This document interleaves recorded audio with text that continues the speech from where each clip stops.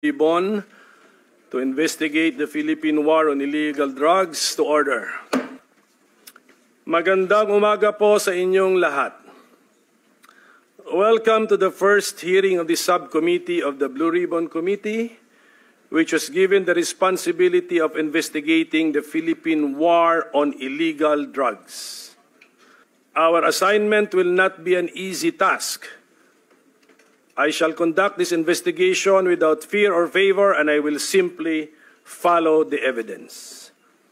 As the chairman of this subcommittee, I have construed our instruction to investigate the Philippine War on Illegal Drugs to begin with the Duterte administration, which was the first administration to use the term war on drugs to signify its prioritization of the enforcement of our anti-illegal drugs laws, all the way to the present time.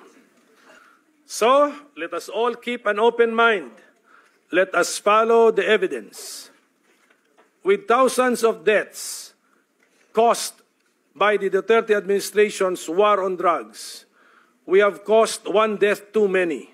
Sobrang dami naman ata niyan para sabihin lamang na nanlaban lahat. We don't even have the death penalty on our statute books. And even assuming that we had this, the state would not have executed more than 6,000 death convicts in 6 years. No state with a conscience would have done this, and this would have merited international condemnation. Let us therefore answer the cries for justice from our people. Let us reform not just the Philippine National Police, but the entire notion of public service. Ang sabi, public office is a public trust. Ano bang ibig sabihin nito? We know that something is terribly wrong somewhere. Together, let us find out what and where. Let us be objective as we analyze our problems. And let us, as much as possible, be scientific or systematic as we determine our solutions and our way out of this difficult situation we find ourselves in. So I say again, let us follow the evidence so we can uncover the truth. We want to know the truth, not only because it can set us free, but also so we can strengthen the rule of law and then heal our land. So we ask for the people's prayers. May the Almighty and all-knowing God guide us in this endeavor. Mr. Chair, good morning, everyone. Mr. Chair, truth-telling needs no dressing up for the occasion. Telling the truth demands nothing more than just that. Telling it, testifying to it.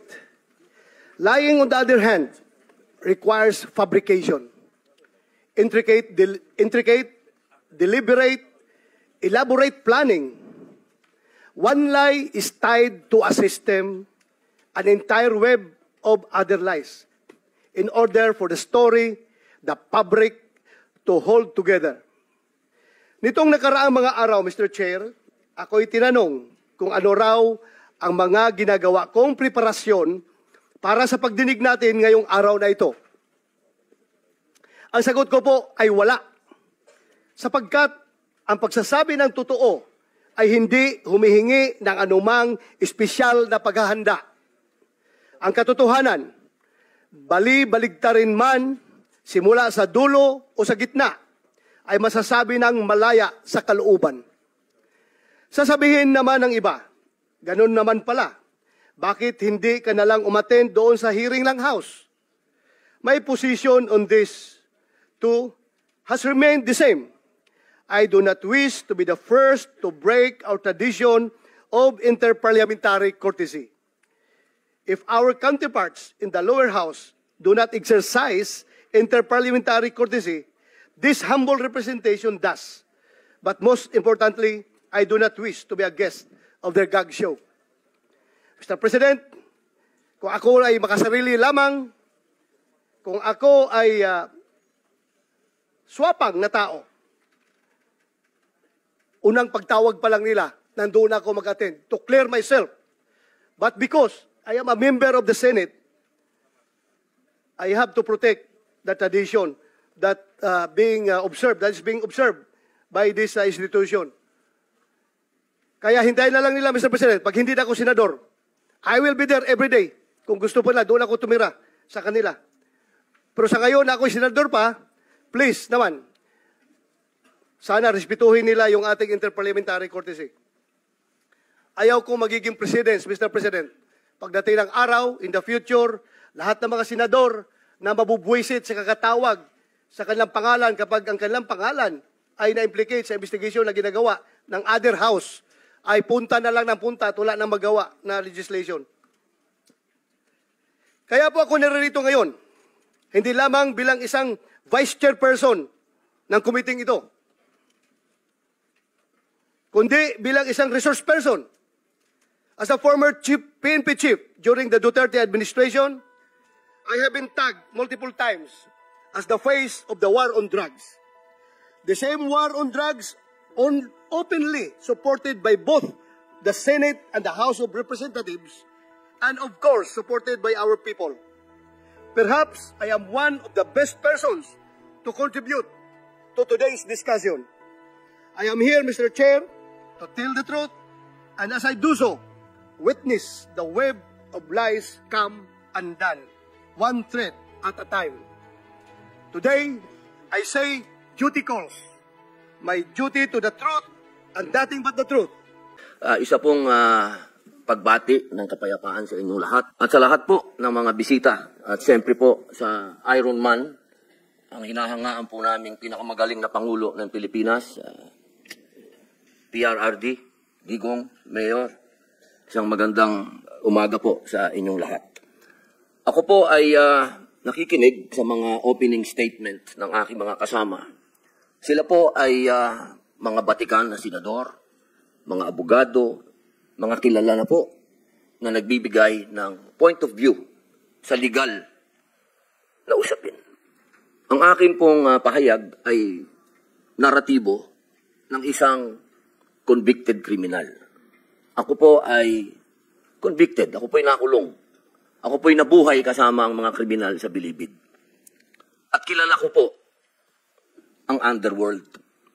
Siguro po, maaring sa ibang bagay, mas maraming nalalaman ang aking mga kasamang senador, pero pag pinag-usapan po natin ang mga kriminal dito sa bayan natin, ako po ang magsasabi sa inyo, napakadami na pong kriminal sa atin na walang puso, ang mga halang ang kaluluwa.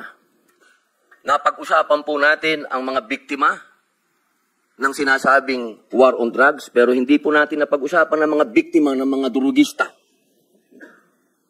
Kung paano pinapatay ang kanilang mga anak, pinapatay ang kanilang mga asawa, pinapatay ang kanilang kapitbahay. Kung paano sinira ng droga ang mga buhay ng mga pamilya ng OFW. Kung paano po sa loob mismo ng Bilibid, kung saan po ako nakulong ng 3 taon at ginawa ko pang pelikula ito. Ang pangalan po ng pelikula, maaari niyo pong panoorin, Hari ng Selda. Dito po, ay ibinunyag ko na sa loob mismo ng Bilibid ay nagluluto ng shabu. 1998 po yun. Kung bibilangin po natin yung taon na yun, hanggang sa dumating ang Iron Man, ilang taon po yun? Ganun po kahaba ang mga panahon na namayani at talagang naghahari ang mga drug pusher sa Bilibid. Alam niyo po, mga mahal kong kababayan, wala po, totoo po. Ang kamatayan ng buhay ng isang tao ay yaan po ay bigay ng Diyos. Yaan po ay kayamanan, yaan po ay regalo sa atin ng Diyos. Pero, mga mahal kong kababayan, ang ating pong bayan ay nasa bingit ng napakalaking kapahamakan. Kung hindi po tatitindig ang ating kapulisan, kung hindi po tatayo ang ating mga law enforcement, tayo po ay tatalunin ng mga sindikatong nag-ahari na nagluluto na ng mga droga kung saan-saan. Mga mahal kong kababayan, ang datos po ang magsasabi.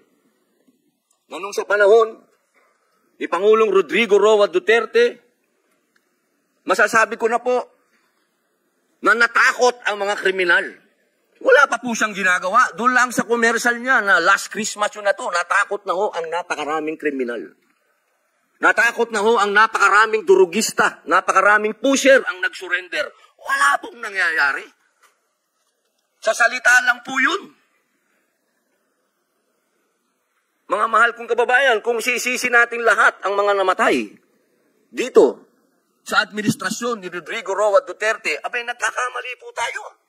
Alamin po natin kung ano ang drug underworld. Kung ano ang mga drug syndicates. Ako na po ang nagsasabi sa inyo, regular na po ito. Tuwing magpapalit ang administrasyon, naglilinis ang mga sindikato. Magkakaroon talaga ng maraming mamamatay dahil naglilinis. Para pagpasok ng bagong administrasyon, yung kanilang mga alagang, mga kriminal, mga alagang, mga pusher, mga tapos na. Sana po, sa usapin na ito, maging realistic po tayo, mga mahal kong kababayan. Kung kailan ba natin na ibalik sa mga kababayan natin ang kalsada. Nung panahon na yun, nagiinuman sa tabi, nakahubad, ang mga babae, hindi makapaglakad. Hindi ka makapaglakad ng may cellphone ka. Aagawin ng cellphone mo, loob ng bahay mo, papasukin ka. Mga kababayan naman, huwag naman nating haluan ng politika ito. May mga bagay dito sa mundo na kailangan maging realidad tayo. Buong mundo, problema ang droga. Kung walang tatayo para lumaban dito, paano na ang kinabukasan ng mga anak natin? Paano na ang kinabukasan ng bayan natin? Kaya sana po ang inihiling ko sa lahat dito sa pagdinig nito, iwasan ng politika at tingnan po natin kung saan talaga tayo tutungo ang bayan natin. Mga kababayan, lubog na po tayo sa utang, lubog pa tayo sa tubig, pati ba naman sa ganito, lubog pa rin tayo. Yun lamang po, maraming salamat po.